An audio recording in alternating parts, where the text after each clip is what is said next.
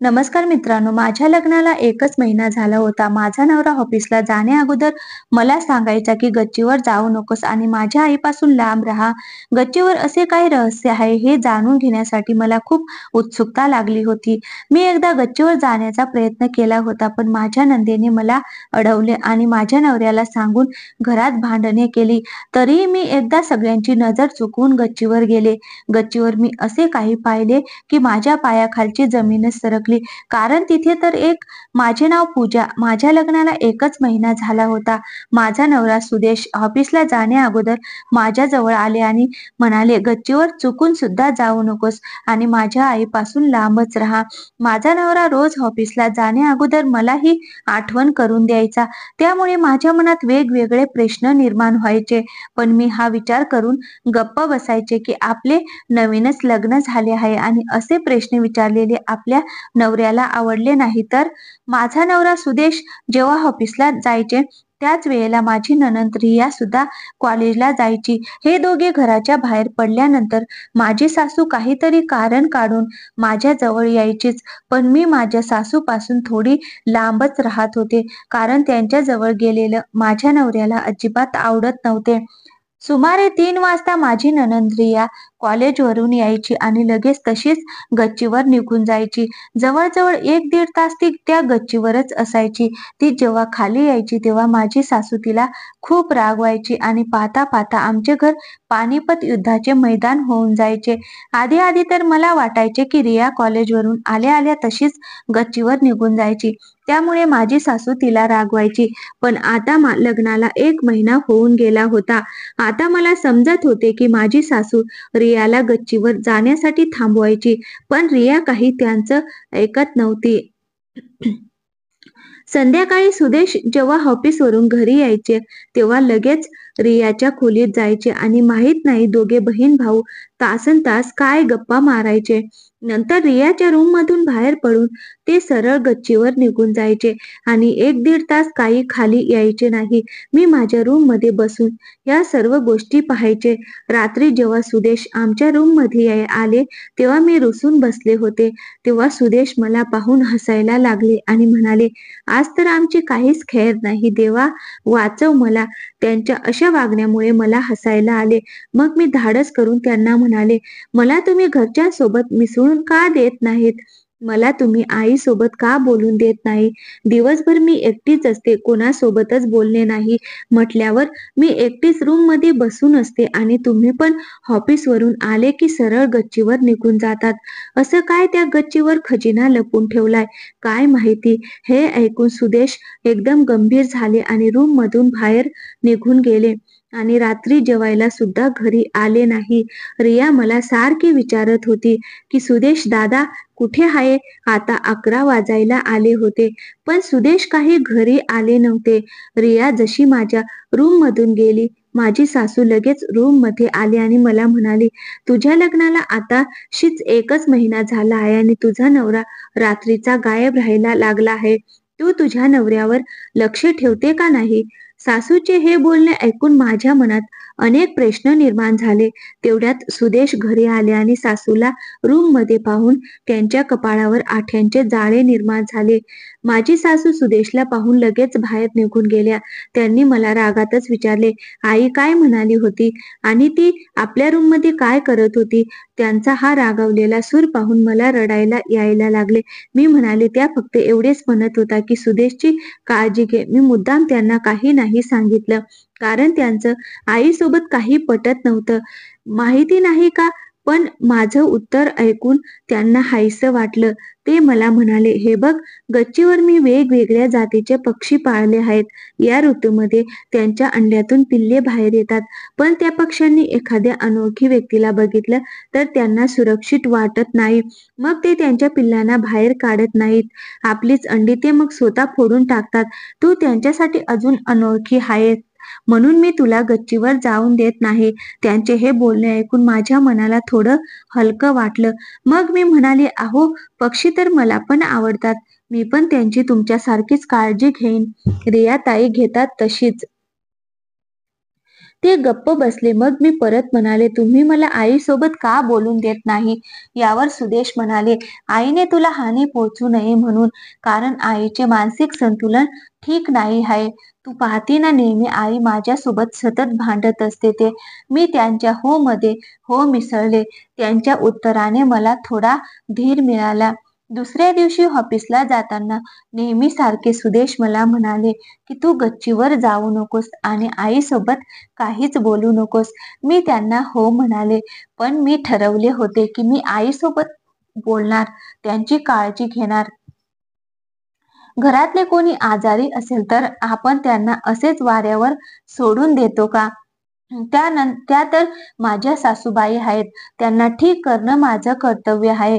रिया तर आपल्या आईसोबत परक्यासारखा व्यवहार करते, पण मी नाही ना करू शकत. आणि म्हणूनच दोघे बाहेर गेल्यावर मी माझ्या सासू जवळ जाऊन बसले आणि त्यांना विचारले, मी तुमच्या केसांना तेल लावून देऊ का आई? त्यांनी हो मध्ये मान हलवली. तेल लावून देता देता त्या इकडच्या तिकडच्या गप्पा मारत होत्या.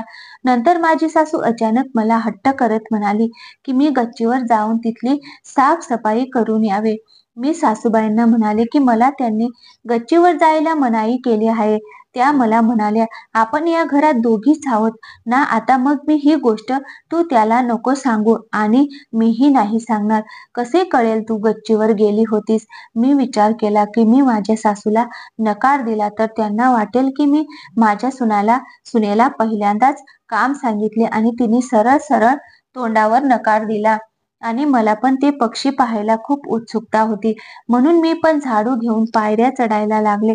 तितक्यात रिया कॉलेजवरून अचानक घरी आली.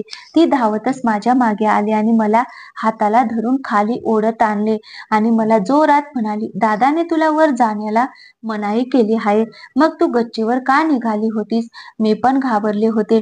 मी तिला म्हणाले, यातलं त्यांना काहीच सांगू नका. मी परत वर जाणार नाही. माझी चुकी झाली, पण तिने माझं काहीच ऐकलं नाही. तिने सुदेशला फोन केला आणि म्हणाली, दादा, वहिनी गच्चीवर निघाली होती. वेळेवरच मी तिला पाहिलं आणि तिला खाली आणले. मला ती फोन देत म्हणाली, दादाला तुझ्याशी बोलायचं आहे. मी घाबरत घाबरत फोन घेतला आणि कानाला लावला. ते रागातच मला म्हणाले, की आज मीही तुझी पहिली आणि शेवटची चूक समजून तुला माफ करतोय. परत जर तू असे करायचा प्रयत्न केला तर तुला मी घरातून बाहेर काढणार. मला माझ्या नवऱ्याकडून ही अपेक्षा नव्हती.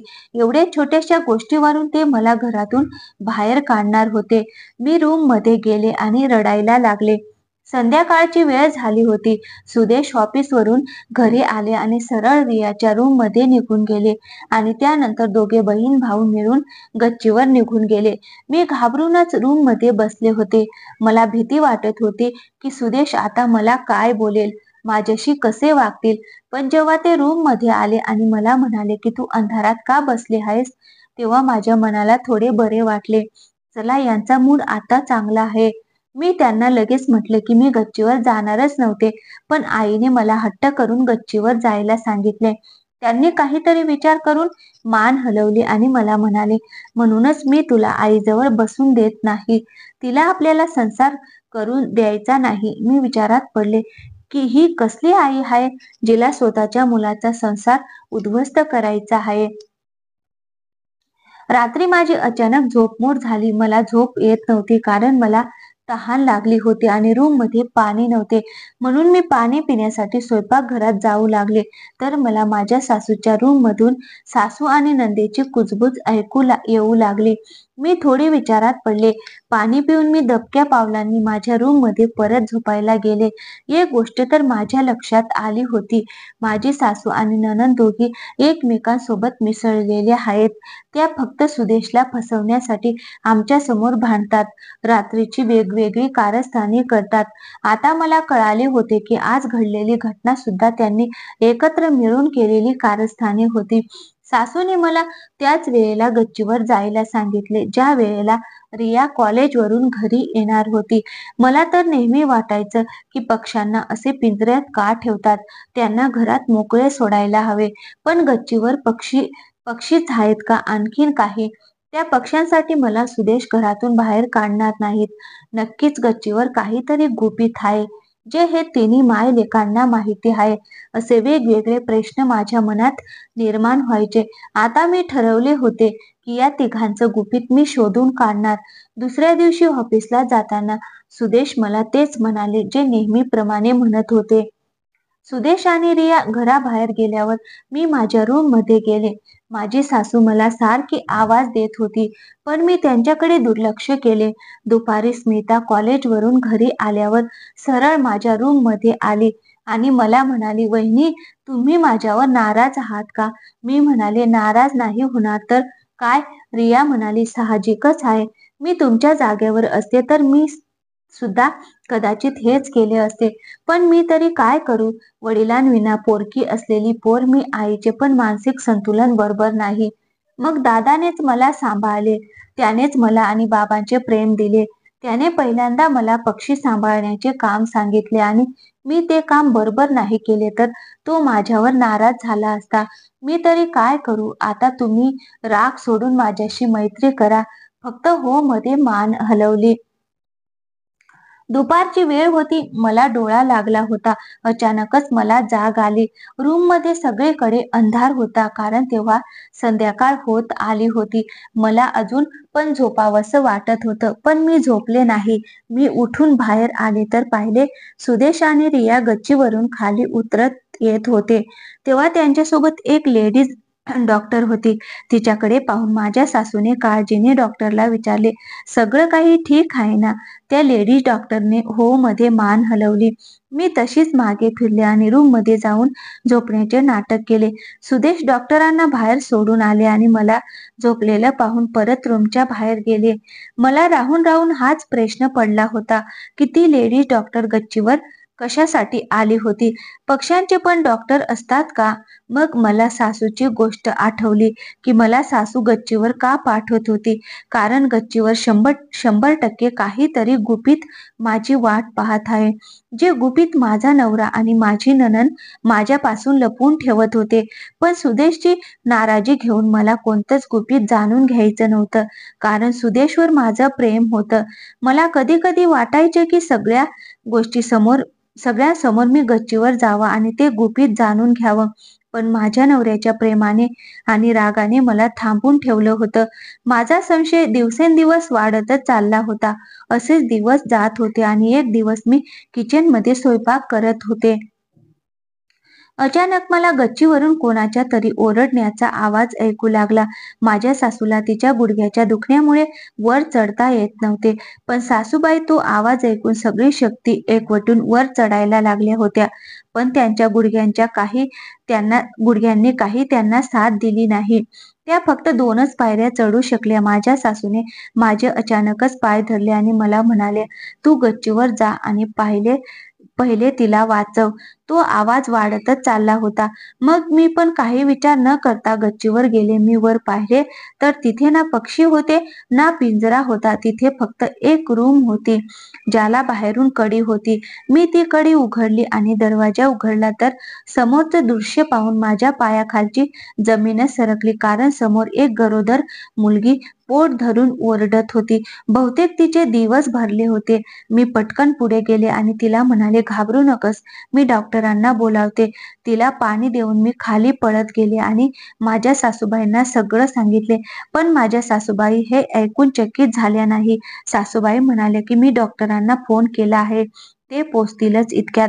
याचा अर्थ सासूबाईंना वर कोण आहे ते माहिती होते. सासूबाईंनी मला परत वर त्या मुलीजवळ पाठवले. मी सगळा विचार सोडून त्या मुलीला धीर देत होते, कारण या क्षणाला त्या मुलीचा जीव महत्वाचा होता. तेवढ्यात डॉक्टर 2 नर्स बरोबर आले आणि त्यांनी तिला चेक केले. मी डॉक्टरांना म्हणाले, "यांना हॉस्पिटलमध्ये घेऊन जायला हवं." पण डॉक्टर म्हणाले की आता हे शक्य नाहीये, कारण हिचे दिवस भरलेत आणि डिलिव्हरीची वेळ आली आहे. तुम्ही पहिलंच यांना हॉस्पिटलमध्ये न्यायचं होतं. मला त्या डॉक्टरांनी बाहेर काढलं. 15 मिनिटातच रूममधून बाळाचा रडण्याचा आवाज येऊ लागला. डॉक्टरांनी बाहेर येऊन सांगितलं की अभिनंदन, मुलगा झाला आहे. इतक्यात माझी नणंद रिया सुद्धा घरी आली होती. बाळाला पाहून ती चकित झाली होती. मी तिला म्हटलं, बघ तुझ्या दादाच्या पक्षाने पिल्लू दिले आहे. माझ्या बोलण्याचा रियाला राग आला होता. तिने माझ्याकडे दुर्लक्ष केलं आणि सुदेशला फोन लावला. सुदेश पुढच्या 10 मिनिटातच घरी आले. तेव्हा ते खूप गोंधळले होते. मी त्यांना बाळ दाखवत म्हणाले, पहा ना, बाळ किती क्यूट आहे, कोणावर गेलं आहे. त्यांनी माझ्याकडे दुर्लक्ष केलं आणि सरळ गच्चीवर गेले. थोड्या वेळाने सुदेश आणि रिया त्या मुलीला घेऊन खाली आले. मी त्या घरात स्वतःला अनोळखी समजत होते, कारण मला कोणीच काहीच सांगत नव्हते. मला तर वाटत होते की ही मुलगी सुदेशची पहिली बायको आहे आणि म्हणूनच या सगळ्या गोष्टी माझ्यापासून ते लपवून ठेवत होते. सुदेशने माझ्यासोबत लग्न करून मला फसवले होते का त्यांनी माझ्यासोबत प्रेमाचे नाटक केले. आता मी ठरवले होते की मी आता या घरात राहणार नाही. मी रूममध्ये गेले आणि बॅग भरायला लागले. तेव्हा सुदेश माझ्या मागून आले आणि मला म्हणाले, तू काय करत आहेस हे? मी म्हणाले की मी तुमचं घर सोडून जात आहे. सुदेश म्हणाले, अगं पण मी काय चुकी केली आहे की तू मला सोडून चालली आहे? मी म्हणाले की देवाने तुम्हाला एवढी सुंदर पहिली बायको दिली होती, आता सुंदर मुलगा सुद्धा दिला आहे. अजून काय तुम्हाला पाहिजे आहे? तुम्हाला तर माझी काही आधीपासून पर्वाच नव्हती. माझ्यासोबत लग्न करून तुम्ही मला फसवले आहे.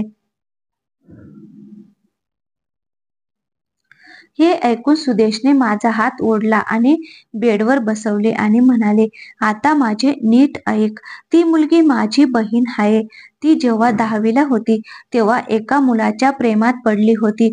त्यांचं प्रेम प्रकरण 2 वर्ष चालू होतं. 12वी नंतर त्यांनी पळून जाऊन लग्न केलं होतं आणि लग्न करून ती याच घरी राहत होती, कारण त्या मुलाने त्याच्या घरी तिला नेले नव्हते. पण मला यातले काहीच माहिती नव्हते. माझ्या आईला ही सगळी कल्पना होती, पण तरीही तिने मला काहीच यातले सांगितले नव्हते. त्यांनी गुपचूप हॉटेलवर जाऊन एक चूक केली आणि त्यानंतर ती प्रेग्नंट राहिली. माझ्या आईने आणि तिने माझ्यापासून ही गोष्ट लपवली, पण तिच्या वाढत्या पोटावरून मला संशय येऊ लागला. म्हणून मी तिला विश्वासात घेऊन मी तिला विचारले. तिने मला सगळे सांगितले, पण त्या मुलाचे नाव मला सांगितले नाही. अजूनही ती त्या मुलाचे नाव काय सांगत नाही, कारण तिला भीती वाटते की मी त्या मुलाला मारून टाकेन. मग तू सांग, आम्ही लोकांना काय सांगितलं असतं? कोणालाच तिचं लग्न झालेलं माहिती नाही आणि लोकांना तेच वाटलं असतं की ती लग्ना अगोदर प्रेग्नेंट आहे. आमची इज्जत राहिली नसती ग. या गोष्टीमुळे ना माझे लग्न ठरले असते ना रियाचे. आम्ही कोणाला तोंड दाखवायच्या लायकीचं राहिलो नसतो आणि त्यात माझ्या बहिणीचं नाव पण बदनाम झालं असतं. आम्ही तिचा गर्भ खाली करायचा प्रयत्न केला, पण हा कायद्याने गुन्हा होता आणि तिच्या जीवाला देखील धोका होता. म्हणून आम्ही तिला गच्चीवरच लपवून ठेवायचो. पण माझ्या आईला वाटायचं की आम्ही दोघे तिची शिक्षा म्हणून तिला गच्चीवर ठेवले. आईला गुडघ्यांमुळे वर चढता येत नव्हते, म्हणून आई म्हणायची की तिला खाली घरात घेऊन या. तू या घरात नवीनच होती. तुला माझ्या बहिणीबद्दल काय वाटले असते? तुझ्या मनात तिच्याबद्दल गैरसमज झाला असता. तू घर सोडून सुद्धा गेली असतीस. पण आता सगळं तुझ्या डोळ्यासमोर घडत आहे. त्यामुळे तुझा आता या गोष्टींवर विश्वास बसेल. आता तू मला एक मदत करशील का? तू तिला विश्वासात घेऊन तिची मैत्रीण होऊन तिला त्या मुलाचे नाव विचारशील का? मी विचार करून म्हटले की मी प्रयत्न करून पाहते. त्या दिवसापासून मी माझ्या नंदेसोबतच राहायचे. मी तिच्या मुलाची काळजी घ्यायची. तिला हवं नको ते पाहायचे. हळूहळू आमच्या दोघींचे छान जमायला लागले. ती माझ्यासोबत मनमोकळेपणाने राहायला लागली आणि बोलता बोलता मी तिला म्हणाले की बिचाऱ्या या बाळाचा त्याच्या वडिलांचे प्रेम भेटले असते तर किती छान झालं असतं ना. हे ऐकून तिच्या डोळ्यात पाणी आले. हळूहळू तिने तिचे मन मोकळे केले आणि बोलता बोलता त्या मुलांचे नाव पण सांगून टाकले. ती म्हणाली, वहिनी, माझ्या हातून खूप मोठी चूक झाली ग. मी नकळत्या वयात ही डोंगरा एवढी मोठी चूक करून बसले. मी 10वीला असताना त्या मुलाच्या प्रेमात पडले आणि 12वी झाल्यावर पळून जाऊन लग्न केले आणि त्यानंतर खूप मोठी चूक केली ग. त्याचे नाव श्रेयश आहे. तो आपल्याच गावात राहतो. त्याला मी प्रेग्नेंट असल्याची बातमी कळल्यावर तो पण खूप घाबरला, कारण तो अजून कॉलेजमध्ये शिकत होता आणि तो त्याच्या घरच्यांना घाबरला. त्यामुळे त्याने माझा स्वीकार केला नाही. वहिनी प्लीज त्याचे नाव दादाला नको सांगूस, तो त्याला मारून टाकेल. मी तिला म्हणाली, अगं हे कसलं प्रेम? जेव्हा जबाबदारी घ्यायची वेळ आली तेव्हा पळून गेला. तू काळजी नको करू, मी तुझ्या दादाला समजावून सांगते. नाही मारणार तो श्रेयसला. नंदेच्या तोंडून तिच्या नवऱ्याचे नाव ऐकून माझ्या मनावरचे ओझे कमी झाले. मी सुदेशला ही सर्व गोष्ट सांगितली आणि त्या मुलाचे नाव सांगितले. त्या मुलाचे नाव ऐकून त्यांना थोडं बरं वाटलं, कारण श्रेयसच्या घरचे सुशिक्षित आणि समजूतदार माणसे होती. म्हणून दुसऱ्याच दिवशी सुदेश श्रेयसच्या घरी गेला आणि त्याच्या घरच्यांना सगळी हकीकत सांगितली. श्रेयसने सुद्धा त्याची चूक कबूल केली. घरचे समजूतदार असल्यामुळे त्या दोघांचे लग्न लावून द्यायला तयार झाले आणि माझी नणंद लग्न होऊन बाळाला घेऊन तिच्या स्वतःच्या घरी निघून गेली आणि परत एकदा माझे घर आनंदी झाले. तर मित्रांनो, कशी वाटली आजची कथा? कथा आवडली असेल तर व्हिडिओला एक लाईक करा आणि हो, आमच्या चॅनलवर नवीन असाल तर प्लीज चॅनलला सबस्क्राईब